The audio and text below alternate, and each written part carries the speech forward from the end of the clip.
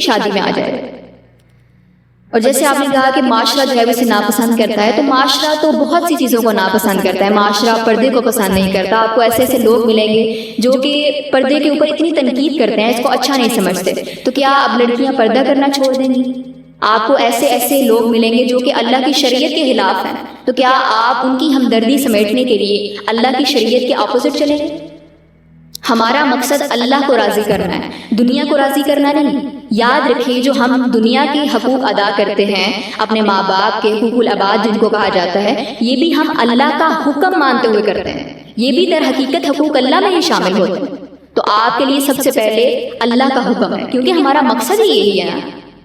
خلقت الجن والانس الا لیعبدون، کہ ہم نے جنوں اور انسانوں کو اپنی عبادت کے لیے پیدا کیا۔ اور یہاں پر عبادت سے مراد صرف 5 رکنی دین نہیں ہے، یعنی اپنے پورے دن کو، اپنی پوری زندگی کو اللہ کے احکامات کے مطابق ڈالنا۔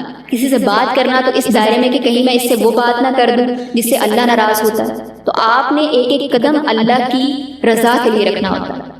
تو معاشرہ چاہے آپ کو تسلیم کرے یا نہ کرے، آپ نے اللہ کے حکم کو فرسٹ پریورٹی دینی ہے۔ اور تیسرا جو آپ نے پوچھا کہ والدین لڑکی کی مرضی بھی نہیں پوچھتے، بدقسمتی سے ایسا ہو رہا ہے ہمارے معاشرے میں۔ بہت زیادہ کیسز مجھے خود دیکھنے کو ملے ہیں کہ جہاں پر بچیوں کے ساتھ زبردستی کی جاتی ہے، بعض اوقات تو ڈائریکٹ زبردستی کی جاتی ہے، اور بعض اوقات ایموشنلی جو ہے وہ ان کو بلیک میل کر کے ان کو مجبور کیا جاتا ہے کہ وہ وہاں پر رشتے کے لیے ہاں کریں۔ یہ بہت بڑا گناہ ہے کہ آپ بچوں کی مرضی کے خلاف ان کی جو ہے شادی کر دیں، اور بچوں کا بھی اس میں قصور ہوتا ہے کہ وہ اپنے لیے سٹیپ نہیں لیتے۔ میں مانتی ہوں کہ بہت زیادہ کریٹیکل سچویشنز بھی ہوتی ہیں، لیکن زیادہ تر آپ کو یہی دیکھنے کو ملتا ہے کہ بچیاں جو ہے وہ ایموشنل بلیک میل ہو کے تھوڑی تھوڑی تکالیف کو سامنے رکھتے ہوئے ہاں کر دیتی ہیں، اور بعد میں پھر ساری زندگی کے لیے ذلیل ہوتی ہیں۔ تو وہ موقع ہوتا ہے جب مولوی صاحب آپ سے پوچھتے ہیں نا کہ آپ کو قبول ہے یا نہیں ہے، تب آپ انکار کر دیں، صاف انکار کریں۔ چاہے آپ کے سر پر کسی نے بندوق رکھی ہوئی ہے، آپ انکار کر دیں جب آپ کو نہیں قبول۔ اور اگر آپ سمجھتی ہیں کہ میں بہت مجبور ہوں، میں اپنے لیے کچھ نہیں کر سکتی، تو ٹھیک ہے، پھر آپ ہاں کر کے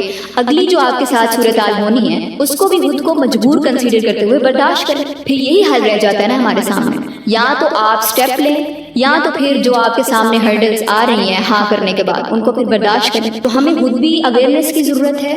سب سے پہلے تو ہم دین کو سمجھیں، دین کے اصولوں کو سمجھیں، انہیں اپنی زندگی پر اپلائی کریں، اور پھر دوسروں کو بھی ان کے بارے میں بتائیں۔ جب آپ امی ابو کو دین کے مطابق سمجھائیں گے تو چانسز زیادہ ہے کہ وہ سمجھیں گے۔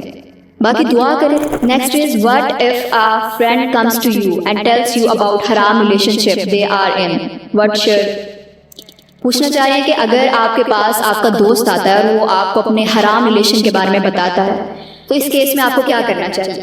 دیکھیں، سب سے پہلے تو آپ اسے سمجھائیں کہ جس ریلیشن میں تم انوالو ہو یہ حرام ہے۔